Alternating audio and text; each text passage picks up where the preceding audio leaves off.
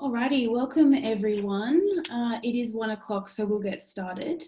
I'd just like to acknowledge who I am. My name is Elyse Johnson and I'm the Education and Public Programs Officer at the Sydney Harbour Federation Trust. I'm going to give a brief overview of sub-based platypus and how it relates to the talk that we're doing today, and then we'll launch into a panel interview with our panellists, Geoff, Kim and Mick. Firstly, I would like to start by acknowledging the traditional owners of the lands and waters surrounding Sydney. Sub-based platypus, which is the focus of today's talk, is home to the Camaragal people, who are part of the Ku-ring-gai tribe in northern Sydney. I would also like to pay my respects to any Indigenous people joining us here today. Well, welcome to our DigiTalks program. This is our first ever panel discussion, which is really exciting. We are offering a series of these fascinating presentations on a variety of different topics. We have moved these to monthly, so be sure to check out harbourtrust.gov.au for more information on our next talk coming up at the end of August. Before introducing our panellists, I would like to offer a couple of tips on how to best enjoy this Zoom webinar. As you can see, I've shared my screen so that you can see the presentation. You should also be able to see a set of video tiles. If you would only like to see the whole presentation and aren't interested in seeing the video tiles, you can select the small line above the video tiles and drag and move it down to the bottom screen of the presentation. And if not, you don't need to do anything else apart from watch now. If you have any technical issues throughout the presentation, please type your issues via the chat option, which is at the bottom of your screen, and tech support will endeavour to help you. We will be happy to answer a selection of your questions at the end of the presentation. So please use the Q&A function at the bottom of your screen and keep the questions brief, please. However, due to time constraints, we may not be able to address all queries, so apologies in advance if we do not answer your question. Now to introduce our three panellists for today's talk. Kim Pitt, Geoff Anderson and Mick Dunne were all submariners on board the Royal Australian Navy and served on board HMAS Onslow on its maiden voyage to Sydney at HMAS Platypus after it was commissioned in Gosport. Kim Pitt served for 32 years as an officer in the Royal Australian Navy, specialising in submarines and working in a variety of operational intelligence, policy and logistics roles. He counts being the navigating officer of HMAS Onslow when it was commissioned in Scotland as one of the highlights of his career. Another was when he commanded Onslow in 1979 and 1980. Geoff Anderson was an officer in the Royal Australian Navy from 1962 to 1989. He was the commanding officer on HMAS Onslow from 1978 to 1979 and on HMAS Otway from 1981 to 1982. He also served on various other Oberon-class submarines, including HMAS Ovens and Oxley. And Mick Dunne was the sonar and cache officer on HMAS Onslow from August 1969 until March 1971. Mick joined the Navy in 1963 and attended the Naval College in Jervis Bay. He left the Navy in 1998 after 35 years. And throughout his career, he also served on other Oberon-class submarines, including Ovens and Otama. Okay, I'd like to give a quick overview of sub-based platypus, formerly known as HMAS Platypus, where the Oberon-class submarines were stationed, because it has quite a diverse and interesting history. Sub-based platypus was known as Wirrabirra by the local Camaragal people, and their territory, as I said, extends to the west of Bradley's Head and the east of Lane Cove, which is in the northern part of Sydney, and they spoke a dialect of the Darug language. The local Camaragal people would have camped in sandstone caves on the harbour foreshore and fished in its waters before the first fleet arrived. They also would have collected roots and berries, which would have been obtained from native plants, and hunted possums and kangaroos.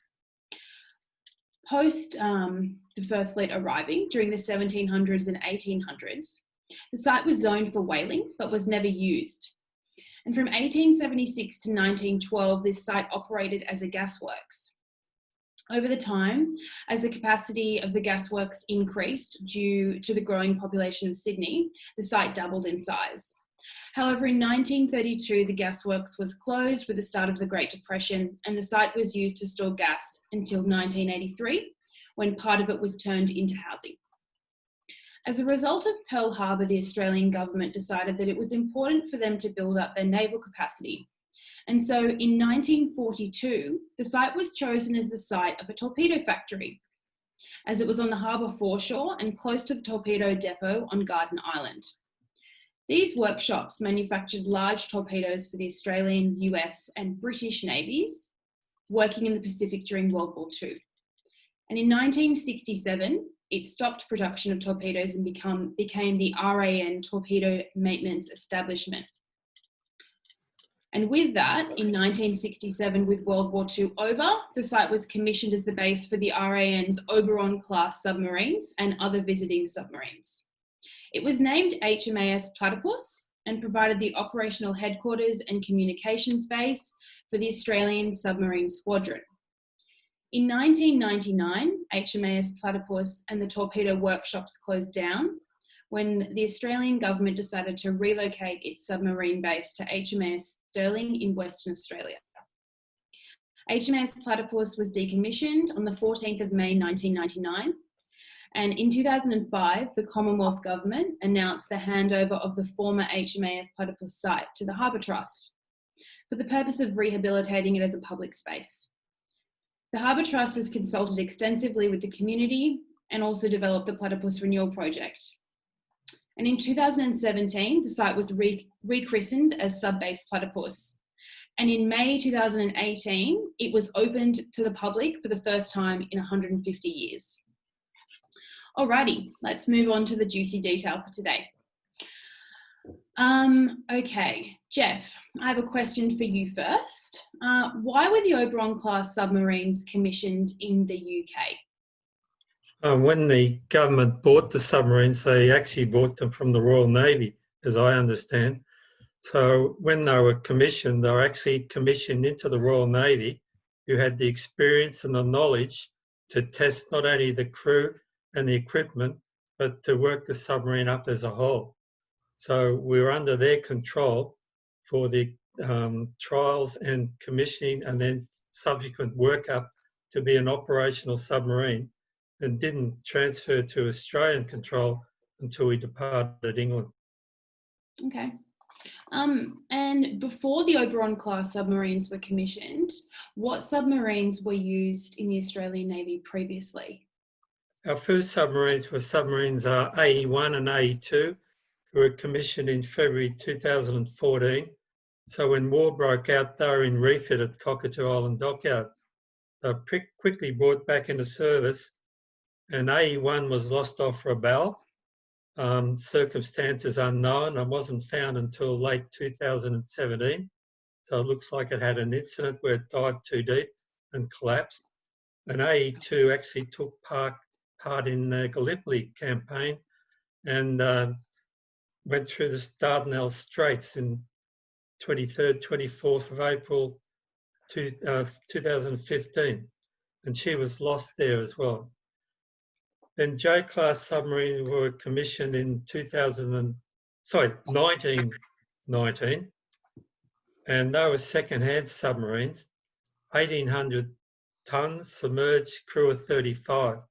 They were in very bad condition and subsequently were scrapped. Then in 1931-32, we commissioned two submarines, Oxley and Otway, from the Royal Navy, but they arrived at the time of the Depression, so they were quickly handed back. So they were the previous submarines basically until we purchased the Oberon submarines in the 60s. Okay, thanks for that information. Mick, I have a question for you. How many submarines were part of the Oberon-class submarines in Australia? Thanks, Elyse. In 1963, the government ordered 4 submarines and with an option for 2 more. And that was, the first 4 were Oxley, Otway, Ovens and Onslow. At the same time, as they ordered the submarines, this is from the UK, they started to send people across to England to be trained as submariners. In all, we sent about, the Navy sent in excess of 300 people that were trained by the Royal Navy, and they were the people that brought the first 4 submarines back to Australia from 1967 to 1970. Okay, and where does HMAS Onslow fit into that? She was the 4th submarine. Okay, all right. Okay, Kim. When reading about the Oberon-class submarines, they're referred to as the most advanced type of submarines at that time in any navy. Can you give us some more information about what type of technology was on board and why they would have been referred to in that way? I think that may have been a bit brave to suggest they were the best, but they're certainly really good submarines. Very long range, very capable, ocean going, all weather, all the standard phrases are used for things that you want to be able to go out and do anything at any time. Importantly, they had the range that was necessary to be able to operate out of Australia into the northern regions and around the areas that Australia's interests lie. And not only go that distance, but to stay there for a long time. So we often used to talk about them generally having a capability of 10 weeks operations at sea, which is pretty good for the time. That endurance was taken full advantage of. I mean, they carried a very, very large weapon load, lots of torpedoes, and their capabilities were there against both submarines and surface ships. I think we used to be referred to as an anti-submarine submarine. Another reason they were liked operationally is that the sensors were particularly good. For the time, they were world class. You could detect other ships and submarines at quite long ranges, and that meant you had to have the ability to stay in place for a long time and work for weeks and weeks and weeks. So they told us we were enjoying the benefits of improved ergonomics and comfort conditions on board. We all had our own bunk, for example, which was a supposedly big treat, with our own little vent and our own light. So I enjoyed that a lot. I think that was part of the reason we were considered to be quite effective. And in addition, they were very, very hard to find. They're very quiet submarines. Made a bit of noise when they were charging their batteries or running the engines, but otherwise they were extremely quiet. Right up to the end of their lives, they were considered to be a fairly stealthy boat, which made them quite attractive for any of the operations that people might wish to conduct. They were certainly good boats. I thoroughly enjoyed them. So you said there that they were designed so that they could stay out at sea for up to 10 days. How would that have compared to the AE1? How long could they stay out at sea for? Well, I think they were, for their time, they were each state-of-the-art submarines. AE1, unfortunately, didn't benefit from the lessons learned over the ensuing 40 to 50 years, which we benefited from. They were diesel boats. They could operate surfaced and dive, but they couldn't charge their batteries unless they were on the surface. Yep. They didn't have sophisticated sonar systems of the sort that we carried. They carried fewer torpedoes. Much of the technology, the simple engineering might have been quite similar, but the fact that they could travel from the UK to Australia was seen to be quite unusual. When AE1 and AE2 arrived in early 1914, it was so significant an event, it was front page on the Times in London. They had a world-beating, capability. They made it from UK to Australia, which no sort of submarine of any sort had achieved that distance in the past. Whereas for us, when we turned up, people didn't see it as extraordinary. It was just part of the run-of-the-mill for boats in our era. You made you just spoke before about an anti-submarine submarine. Can you explain what that actually means in a little bit more detail for those of us who don't know? Well, it's often said that to find a submarine, you send another submarine. And that's because we understand the style of operation that a submarine undertakes, but also because our sensors, and we had sonars down the side of the submarine, on the bow of the submarine, in the fin, were all designed specifically to locate and track other submarines. Now, can't remember how far away we used to detect submarines. It wasn't all that great a distance, but it was further than other ships could do it. So we were considered to be better at the job than others. We would be sent out to a patrol area to look for ships and submarines. We carried wire-guided torpedoes that could be used to go to a position which we placed it and have a sensor on its nose to allow it to track the target. Now, the reason I'm stalling is because A, I'm old and I'm forgetting stuff, and B, I don't want to go into stuff which is still today considered to be a little bit sensitive. But chasing submarines is a significant role which we undertook and is still undertaken by Collins-class submariners on behalf of the Australian government today. Great, thank you very much for that. All right, we've touched on it briefly, but let's go into it more detail as what it was like to be on a submarine. So Mick, you spoke briefly just before about trials and training in the UK. Can you tell us a little bit more about what the training was like to actually become a submariner and where you would have done that training? Yeah, back in the 60s and early 70s, all the training was undertaken in the United Kingdom. The submarine training consisted of 3 parts. 2 of the parts were in a submarine school in England, and the third part, the part 3, was 3 months at sea consolidating that knowledge. As I said before, we didn't have submarines in 1963, so we had to build up that expertise, and that was all done in England with the Royal Navy. Okay. About 6 months to train a submariner. So about 6 months. And what sort of training would you have to do? Obviously, it wasn't just in the classroom. What sort of practical? No, it was half and half. Depending on what specialisation you were, everybody did a month of generic submarine training, so you learnt what a submarine was. And then depending on whether you're an electrician or a torpedo man or a sonar man, you went off and did specialist courses that were of various lengths. But that training ashore generally took around about 3 months.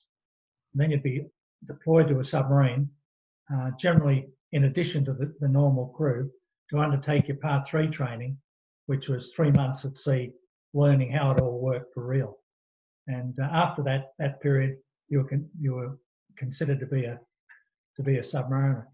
We didn't get submarine badges in those days. They weren't introduced until about 1968. But these days, that's when people are awarded their submarine badges. Okay, and when did the training move to Australia? In 1974, we set up a submarine school at HMAS Platypus, where you're talking about now. Okay, great. Geoff, can you tell us a little bit about what it was like to be inside a submarine for long periods of time? Well, I might be strange, but I actually liked it. I liked being at sea. Anyway, what was it like? There's no doubt it was cramped. It was smelly. You smelt of diesel because diesel permeated everything, your clothes, your skin, everything. So you all smelt the same.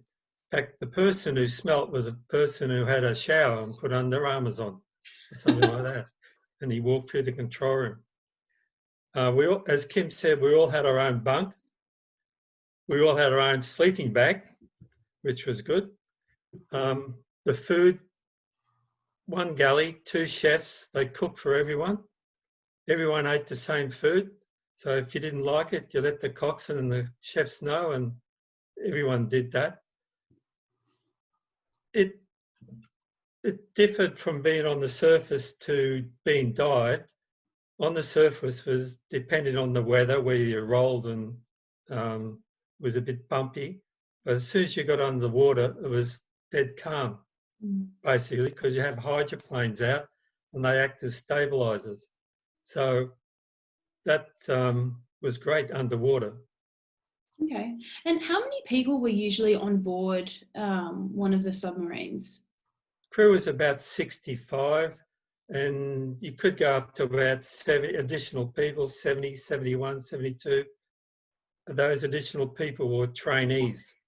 And they would sleep up in the torpedo compartment up front on bunks that were rigged on top of the torpedoes. Okay, wow. So they still had their own bed. Yep, but just on top of a torpedo. And you couldn't shower, by the way. Yeah. We only carried, I think it was 9,000 gallons of water. We had a distiller which could make water, but that was very hungry on electrical power. And we didn't want to drain the battery, so the distiller was not used very often. So when you dived at sea on a exercise or deployment, you're lucky to get a shower once a week. Okay. And so when you said, that actually goes on to my next question, so I'll throw it out to the whole group. You said there's 9,000 litres of water for rations. Was everyone given an allocation per day? So was it just for drinking, or what else was the water used for if you couldn't shower? Is that me? Anyone can answer this. 9,000 gallons Yeah. was the volume of water which we could store in our freshwater tanks. So if you weren't making more water and you went out, for example, for a 10-week patrol, that meant you had to use less than 150 gallons of water per day, which meant that you had to use less than 2 gallons or so of water per man per day. We watched it closely. There's always a hand-drawn graph on the chart table or near the chart table in the control room for everyone to look at to see how the water usage was going. But if you use more than 150 gallons a day in most of the boats that I was in, people would get quite nervous and consider starting to reduce the usage of water if it was needed. Okay. Kim, can you give us a little bit of information on what it was like when the submarine dived on board? Look, I don't know what people know about submarines, but they're really just a tank full of people with extra tanks tacked on the outside called ballast tanks. The Oberons had some ballast tanks up the front, some down the back and some in the middle. And I frequently tell kids when I'm talking about this that it's a bit like taking an esky and putting it upside down in the water. You'll feel yourself being held above the water, you're buoyant. That's what a submarine is. It's an upturned esky. And when the captain tells you to dive, generally it'll be 2 blasts of the klaxon, the old Ruger machine. On the second blast of the klaxon, someone would open holes in the top of the eskies down the side, and all the air that was in the tanks holding on the surface would go out. And to make it go down more quickly and easily, we'd flood a lot of water into the bow of the submarine to drag the bow down underwater. We'd speed up.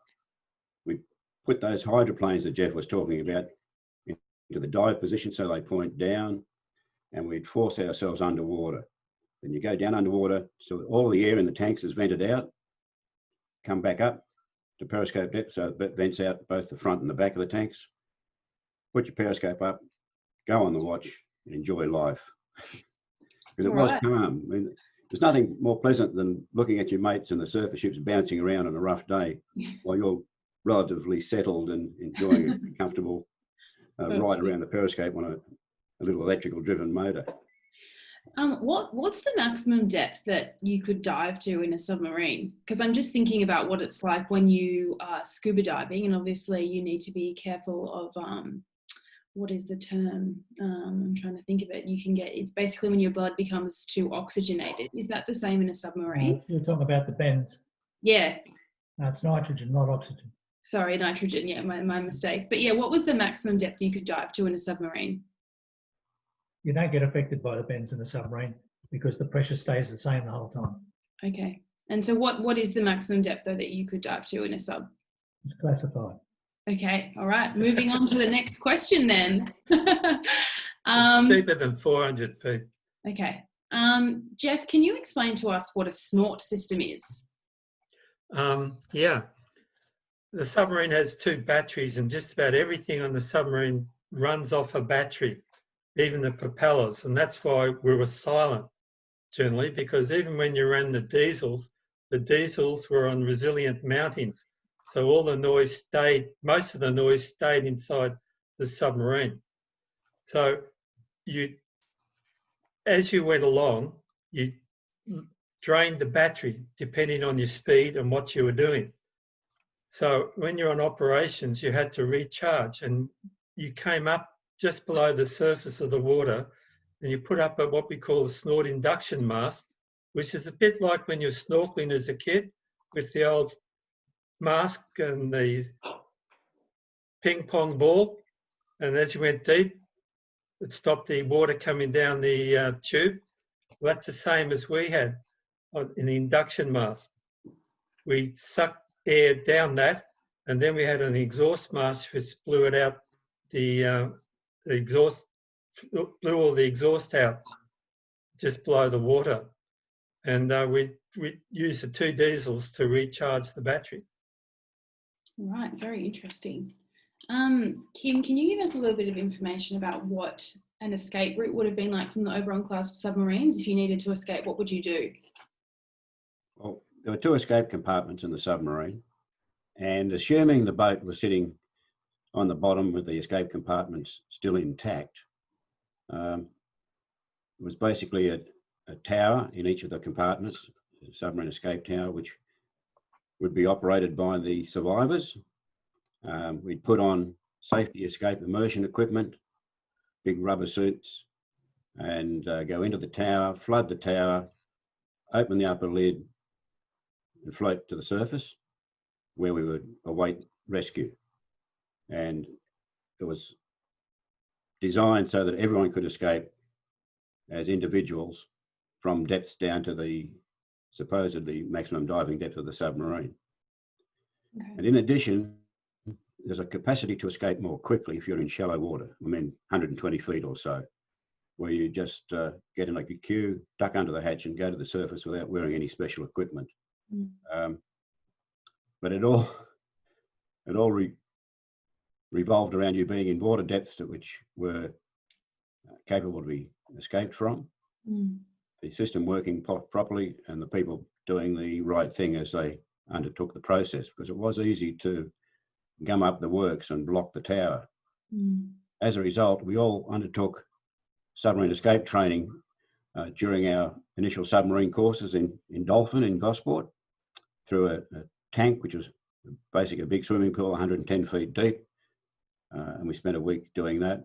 And then we would go back every couple of years to re-qualify to make sure we were still capable of doing it, because it had proven during World War II that the people who escaped and succeeded were those who were very familiar with the system and were well trained. So I quite enjoyed that training. It was both important and quite, well, I enjoyed it. It sounds terrifying.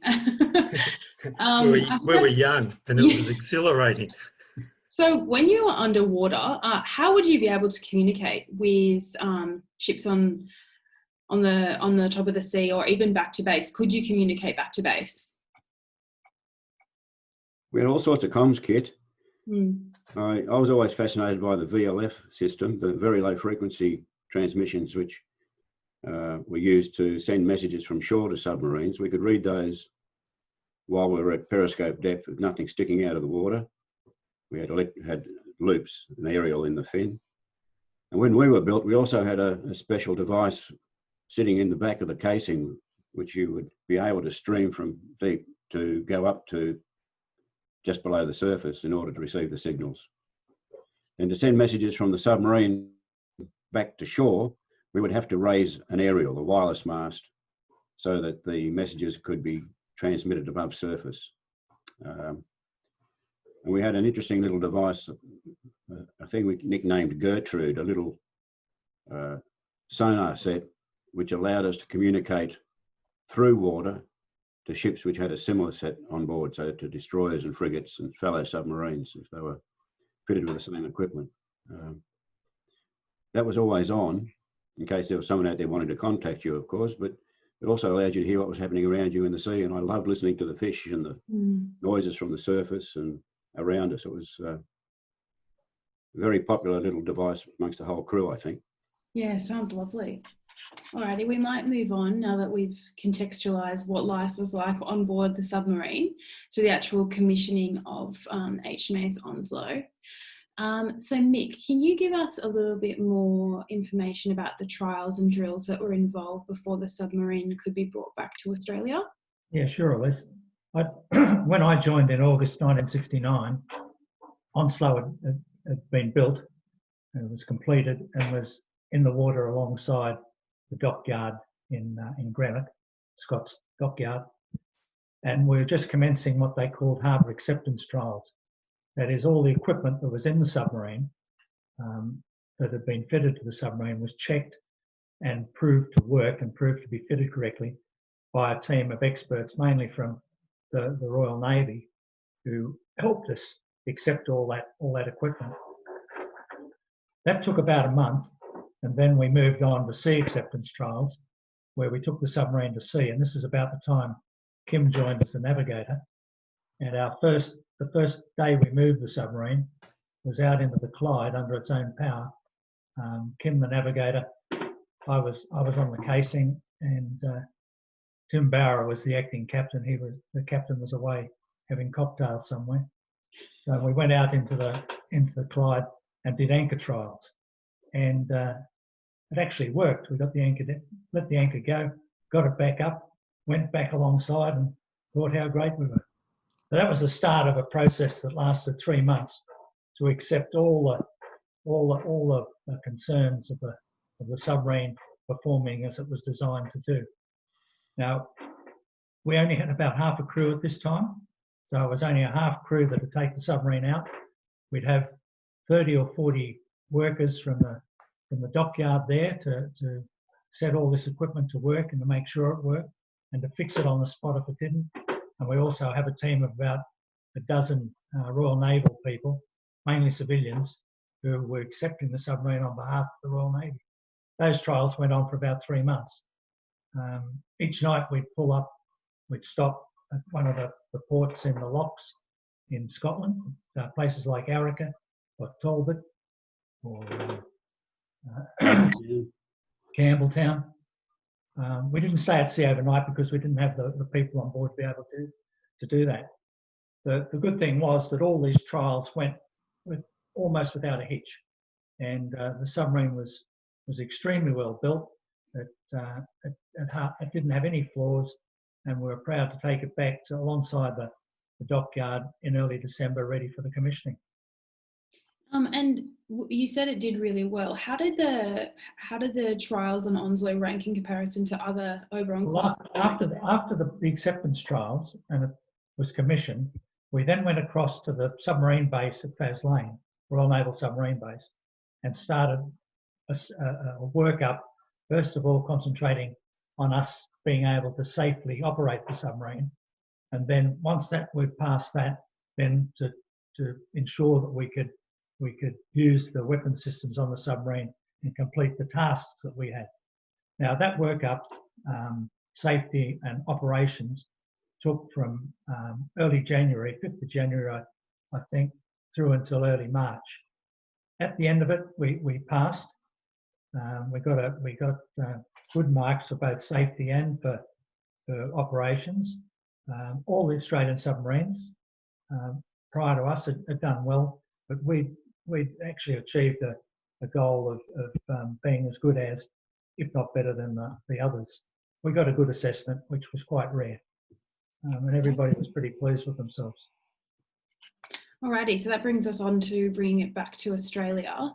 So the journey back to Australia took around 72 days, and you can see on the map here there's various stops that it stopped at along the way. Kim, you mentioned that you were the navigating officer on board. Can you explain to us how you used to navigate in the 70s? Look, navigation of the submarine was pretty much the same as on any ship of the day. We had a radar set, we had echo sounders, all the charts that you could imagine, compasses, a gyro compass, a magnetic compass, and 2 boxes containing 2 sextants, a very accurate chronometer, but none of the delights of things like GPS or satellite navigators or inertial navigators of the sort that we're very familiar with today. And whenever you went out of sight of land, or as any yachty would tell you, when you go out of sight of land, you keep a good eye on where you're going and where you've been, keep a dead reckoning position. We would do that very, very intently and keenly to make sure we didn't have that embarrassing sound of a bump that has to get reported to captains and admirals when they get stormy about. And we were pretty good. I think Mick's assessment that we did well and workup reflected well on all of us for the navigating capacity which we demonstrated. But when you're doing an open ocean passage like that trip you can see on the screen in front of you from, say, Gosport to Bermuda, or from the area of Mexico across to Hawaii, all we had were the handheld sextants. And I would most days try to get up to the bridge several times, once in the morning to take some sights for stars, several times during the day to get some sun sights, and at the end of the day for evening stars. When we transited from Gosport across to Bermuda, we went through a few cyclonic depressions, I think is a quaint term, and it was fairly rough. Skies were overcast, and I didn't get any sights at all for the first 10 days. In fact, in attempting to do it, I managed to break one of the sextants and damage the second one quite badly. I got one set of stars 10 days in, and as we were coming back down to the control room, I had to do all the calculations to work out where we were.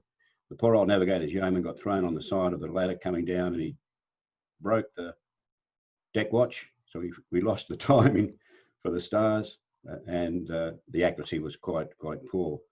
To our great good fortune, we passed a ship heading in the opposite direction, which had been just off the eastern seaboard of the United States only 2 days earlier, and their position was much more accurate than ours. They gave it to us. The captain was relatively happy to see it was less than 20 miles distant from where I thought we were, and was confident to keep going as a result. And he then sent me up to the top of the bridge the evening before we got to Bermuda with a transistor radio, and told me to start trying to direction find a commercial radio station in Bermuda to reassure him that we were heading in the right direction, which we did. And the next morning he said, "Righto, navigator, make an assessment when you're going to arrive." I said 8:30, we'll get the first radar detection of Bermuda. And we didn't. And he came out and he took the mickey out of me, and at 8:40 we got it. So I was greatly relieved. Had a brew, and it was pretty much like that in any submarine, I suspect, of the day. Yeah, right. Fairly rudimentary. Geoff, can you tell us a little bit more information about what it was like on the long sea passages, especially the rough weather in the Atlantic? Yes, Kim said we got that cyclonic weather, and it was some of the roughest weather I've ever been in. It was so rough that we're getting waves over the top of the fin. So when we went up there, obviously you had your wet weather gear on and everything else, but you actually had a security belt, and you lashed yourself to metal fixtures on the top of the bridge so you weren't washed overboard. Or if you were washed, you were pulled up and you could bring yourself back on board. And at one stage it was deemed even too rough to do that. So we kept watches down below in the control room and manned the after periscope and kept continual watch going around and round, taking in turns 15, 20 minutes each to officers to keep a visual watch. It was so rough. Wow. Sounds People, you may ask, why didn't we dive? Good that's question. was going to be my next question, yeah. Well, the trouble was we had a speed of advance to make to get to Bermuda, and these submarines travel faster on the surface than dive, because when you dive, you spend periods at periscope depth and then deep to go a bit faster, and we weren't as streamlined as modern boats, don't have the battery capacity or the charging capacity, so you spent most of your time on the surface with the diesel generators running, putting in the same amount of energy as the batteries are taking out. And we could do about 10 knots plus on the surface, as opposed to about 5-6 knots dive. Righty. Hey, Elyse, Kim Yes. mentioned that ship that we came across. Yeah. That was a United States naval tanker. It was called the Pelos. And I was on the bridge with Able Seaman Rana when we spotted it. And the captain said, ask him if he knows where we are. And we stupidly said, "Hello, do you know where we are?" and he said, "You're in the North Atlantic, Aussie." And we thought that was really good. But then he refined the position And as Kim said, we weren't very far from where we thought we were. Gives a little bit of context to the Bermuda Triangle, hey, which might go onto this slide. Okay, this photo here, Kim, can you give us a little bit of information on what's going on in this photo of Bermuda? Well, obviously the submarine's parked alongside, and the significance of it, Elyse, is that it's showing the submarine just about ready to open to visitors. There's a crowd on the wharf, the gangway's across, and they're about to go down and have a look. But in order for them to do that, we would have to empty the submarine so that they could get through easily. And you remember, we've got this tribe of 60 to 70 people who live on board. You can't have the sailors walking around in their underpants or getting changed or recreating in the boat while a tribe of mums and dads are going through. So we would clean the submarine out on arrival, give it a good dust off, and send the officers and sailors to live ashore. And the purpose of this photograph is to explain what is about to follow, I think, because the Australian government wanted us to show their Navy's capability to the places we went to, so that there was understanding of how effective a force there was in Australia. And we, the crew, would go ashore, tolerating this intrusion and putting up with the sometimes adequate accommodation that they provided instead. Alrighty. Next slide is Panama Canal. I'm going to ask you again, Kim, because you were the navigating officer. Can you tell us a little bit about finding Panama and then also navigating through the canal? I had no trouble finding Panama Canal because I didn't go ashore the night before. You weren't allowed to. I had been given the opportunity to remain on board as a result of my excellent performance in San Juan a few days earlier. But we found the canal quite easily. It's a big arrangement. It's a big place. I mean, there are 3 sets of locks of the sort that you're looking here. I think this is Gatton Lock, and Gatton has this big lock at the entrance from the northern side, from the Atlantic side, and there are 2 down the other end, down near Panama City. And in the middle, there's about 50 miles of transit through river-like waterways. And we were quite a small vessel in comparison to most, and you can see there's a ship in front of us, and the 2 of us went through together. And what I remember is going through the lakes in the transit was sometimes like going through a tropical waterway. There were jungles each side and little islands, and you could almost imagine yourself being on your own. And then you come around the corner and you'd be in like an industrial area where they were dredging with barges and boats and workers everywhere, and always the delight of huge ships coming in the opposite direction unexpectedly around corners, going quite fast and having to dodge past them. And it was a really unique experience. I thoroughly enjoyed it. And the 2 things I reflect on sometimes is that Charles, our captain, talked continuously about how wonderful this was going to be, because we would go through the fresh water in the lakes, which would kill off the growth we had on the bottom of the submarine and allow us to go more quickly when we got through to the other side. And I remember the water in the in the lakes, it's not like what you see in that picture though. It was brown, muddy, grubby stuff. And I could only imagine it putting more things on the bottom rather than cleaning off what we had. Although Charles was happy when we got to the other side, so that was all that really mattered. I can only imagine. All right, we might move on because we are getting quite pressed for time. Mick, can you tell us a little bit about the time in Acapulco and what it was like visiting there in the 70s? Yeah, we spent 5 days in Acapulco, and Acapulco in the late 60s, early 70s was the go-to place in the world. All the millionaires and movie stars had retreats there. Frank Sinatra, Dean Martin, John Wayne, Johnny Westmuller, Elizabeth Taylor, they were all there. So it was a thriving place, beautiful place. Unfortunately, these days it's one of the most desperate and dangerous cities in the world. But we went there because the Australian government, or the Department of Foreign Affairs, wanted an Australian presence, as it was when they did the program in the year before. They thought that the Australian soccer team was going to make the finals of the 1970 World Cup, which was being held in Mexico City, or in Mexico, a couple of weeks after our visit. So that's why we went to Acapulco. The soccer team never made it. They were beaten by Israel. But we got there. And it was just a magic place. And it was, for example, the 3 astronauts that went to the moon, Neil Armstrong, Collins and Aldrin, they went there for rest and recreation with their families after the moon trip. That was the sort of status of Acapulco. It was the best visit I've ever been on, and I think most of the others would go along with that. You can see how arduous the conditions were. I mean, that's the yeah, sort it looks pretty hard.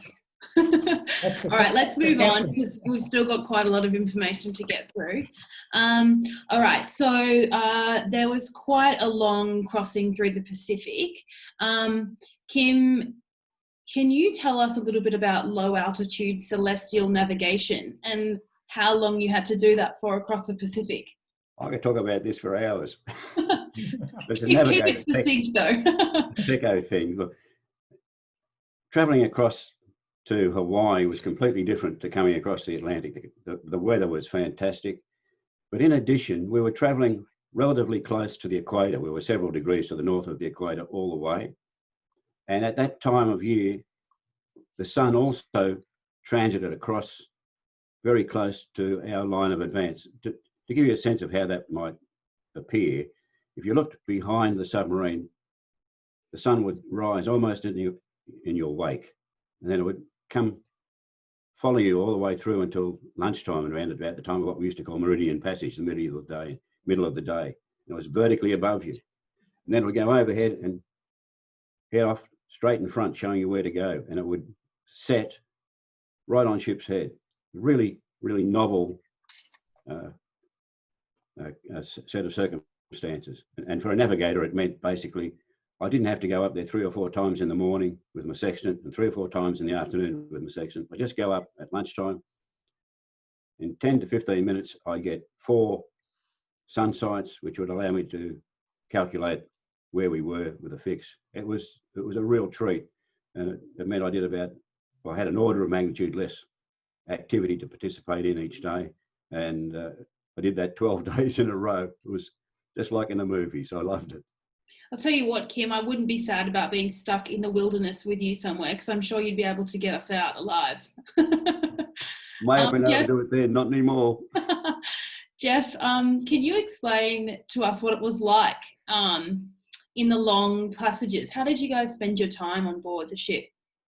We had a standard daily routine, except for Sunday, where in the morning from 8 to say 12 o'clock you worked, and then at 11:30 the sailors would scrub the floor and make sure the submarine was clean.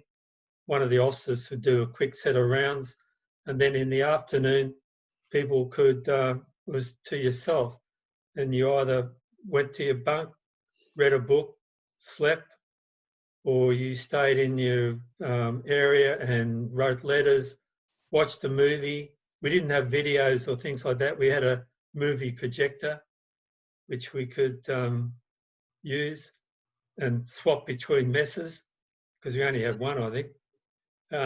Or you could play cards. We got very good at cards.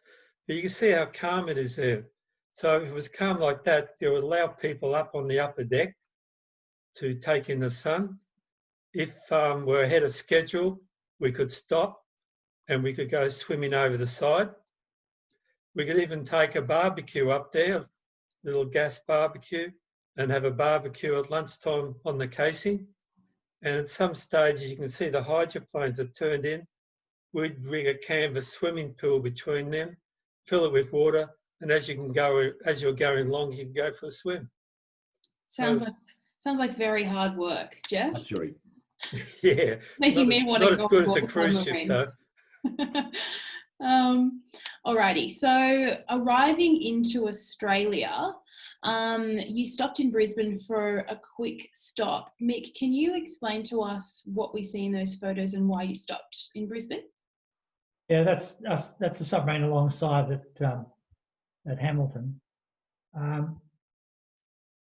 We stopped in Brisbane because the Minister for the Navy was a bloke by the name of Jim Killen, and his electorate was right there where that submarine is now, and he met us on arrival. So it was really good publicity for the Minister.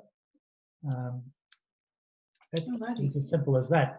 And the Chief of the Navy wanted to spend some time on the submarine, and they looked at alternatives, but Brisbane turned out to be the place where the Chief of the Navy, Admiral Smith, could get on board and come with us down to Sydney for a couple of days.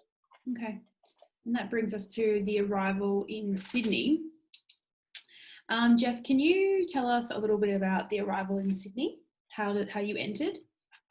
Well, apparently it was tradition that all our boats, when they arrived in Sydney, they would do a dived entry to Sydney Harbour with their wireless mast up with the Australian white ensign flying.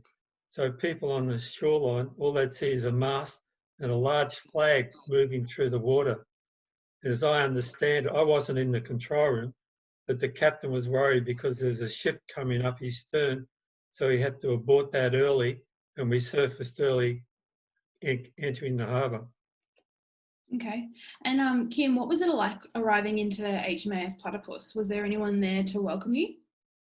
Well, it's a fantastic harbour to come into at any time, Elyse. And bringing a ship in for the first time is quite special. As we came down, all of the ferries and the standard watercraft of the harbour paid attention to us and blew their sirens and dipped their ensigns. And it was a real nice thing to be involved in. And as we came alongside, there were families and friends waiting to welcome us, as well as the dignitaries that you would expect. For me, the excitement was seeing my mum and dad for the first time in a few years.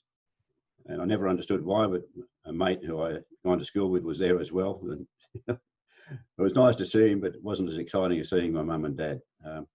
However, that pulled into insignificance compared to Geoff's experience. And I think he's got a little tale which would probably be worth telling.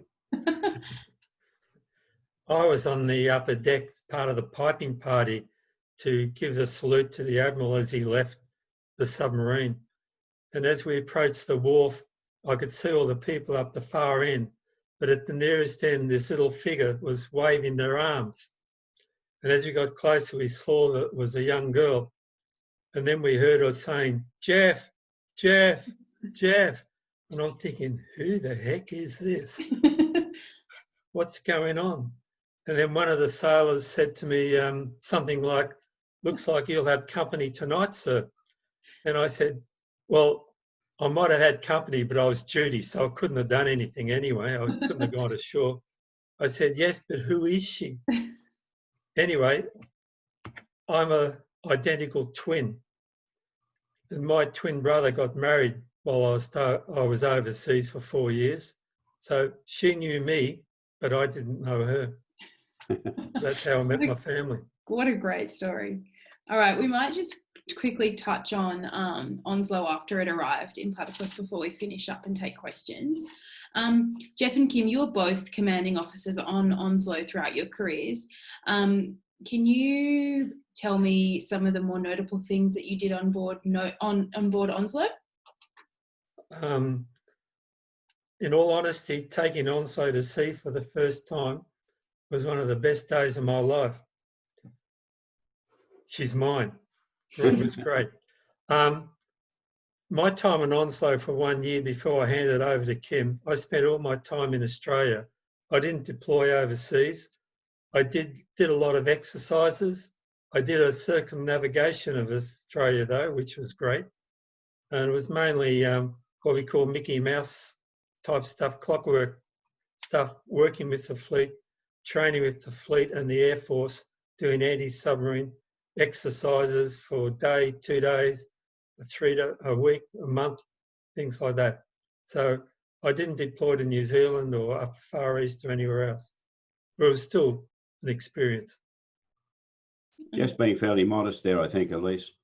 I took over from him, and only a month or so later, I felt quite guilty when I accepted, really on his behalf, the Submarine Squadron Fighting Efficiency Shield, which had been won by Onslow largely because of the time that Geoff was on board as a commanding officer. And the boat did a lot. I mean, we can't talk about operations and where we went, but it was a very capable submarine, and it practiced all the skills necessary to participate in any form of warfare that a submarine might be asked to undertake, including special force operations and surveillance and the standard weapon firings and the like.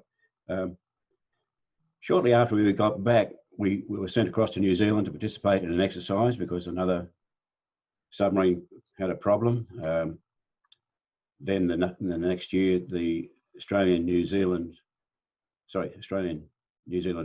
United Kingdom ANZUC force was formed and required a submarine to be deployed to the Southeast Asian area for the next few years. We went up and did that. We participated in the RIMPAC exercises with the navies that gathered in Hawaii. It was an interesting and busy time, and in actual fact, at the time of the Vietnam War, our fleet was so focused on other areas of warfare that they couldn't spend as much time on anti-submarine work as they normally would, and we were allowed to become more proficient in our submarine specialist areas of work, which was really to the advantage of the submarine squadron as a whole. I think Onslow did a great job. Geoff certainly did. Mick didn't command Onslow, but he did other boats and had a fantastic career, highly regarded. I think we've done good. We were a professional group of submariners. Great. I might save the last question for you, Mick. So this photo here is actually Fitzroy Dock on Cockatoo Island, for those of you who don't know. And these buildings here were the site of the SWAP upgrade program. Mick, can you give us a little bit more information about what that update actually was for the Oberon-class submarines? Yes, probably Kim's better to do that. I never commanded a SWAP submarine. Well, I'm going to bounce it on to Geoff eventually, but the SWAP program upgraded some sensors, gave us some passive ranging sonars, gave us an electronically scanning attack sonar as opposed to the analog rotating device we had when we built Onslow. We also put on board some very, very sophisticated, highly capable, I think best in the world at the time, combat data system electronic sets. And of course, we fitted long range wire-guided torpedoes and the Harpoon anti-ship missile system. So it was an extremely significant upgrade and really made the boats extremely potent. Geoff, for his sins, went on to command and run the Centre of Excellence for attack systems, combat systems in Australia at HMAS Watson, and might have a few more things he could add. No, to keep it simple, you covered it. It was a major upgrade, the digital combat system basically. And when I took Otway with the SWAP to Hawaii to do Mark 48 firings, torpedo firings, there's no doubt it was the envy of the USN. The guys just streamed down to see what we had. They could not believe it.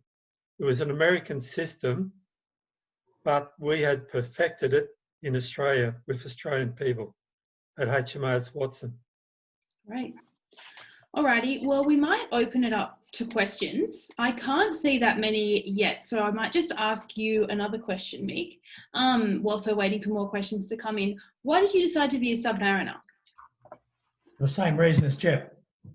And what was that, Mick? It was an easy life. An easy life with barbecues on the top, yeah. Canvas swimming pools. No, for me, I joined submarines because I was in the UK, 2 years training, standard officer training. We were due to go back to Australia, and the Navy basically would tell you what you were going to do. And I decided, well, why don't I tell them? So I looked at the options available. Diving, I busted an eardrum, so that was out. Flying, I'd seen an aircraft crash on Melbourne, the aircraft carrier Melbourne, and people badly injured. So they said, not for me. I said, why not submarines? I'm in the UK. I love it here. The exchange rate was good. So I stayed. And it was one of the best decisions I made. All right, we have some questions coming through. One of them says, how did we get around the software being outdated for current use? My sections didn't have any software. All right, we might go on to the next one. What was the longest sortie you ever did on Onslow? I think for me about 6 weeks. About 4 for me. Okay. It's worth adding, if you went on deployment out to sea, you're limited by water, fuel and food. The fuel generally lasted longer than the water or the food. We carried about 7 weeks supply of food. Okay. All right, it doesn't seem like we have any other questions coming in, so I think that means that we've covered everything, which is good. So we might leave it there. For all of you who have tuned in today, thank you so much for joining us. If you have any feedback, please email info@harbourtrust.gov.au. We'd love to hear what you thought. If you know of anyone who wasn't able to make today's DigiTalk, it will be put up in the DigiTalk archive section of our website, so you can have a look back there.